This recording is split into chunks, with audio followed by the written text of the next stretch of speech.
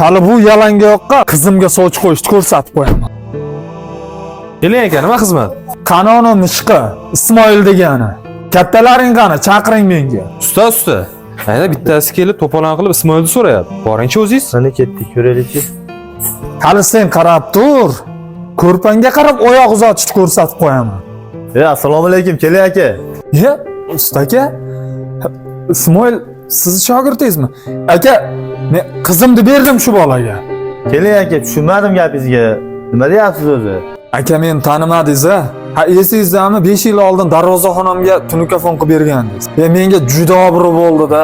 Aka, qo'lingiz shunaqangi gul ekanki, 5 yil oldin qilib bergan bo'lsangiz ham, kecha qilganday turibdi. Mehnatingiz halol ekan. Demak, sizni qo'lingizdagi shogirdlaringiz ham halol bolalar. Siz tarbiyangizni olgan bo'lsa, kam bo'lmaydi u bola aka. Ertagadan onasini jo'natsin aka, men tayyor bo'lib turaman, oxliqni berib yuboraman. Shunaqa demaysizmi? Ishimiz yoqqanimizda xursandman. Yomon meni ham kayfiyatimni ko'tarib bersiz. Kimdir ishini maqtasa odam boshqacha bo'lib ketasan ekanda. Aka, tinchlikmi? Kimdir meni so'rab ketdi. Yo bola, onangni jo'nataver endi ertaga. Bu ish bitkizib qo'ydim. Ko'rdingmi mana halol ishlaganingni foydasini?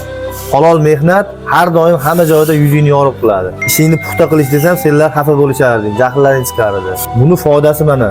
Hozir qizni otasi kelib, o'zi ikki qo'li bilan qizimni berdim agar sizni shogirdingiz bo'lsa deb ketdi. Ko'rdingmi halol mehnat foydasi?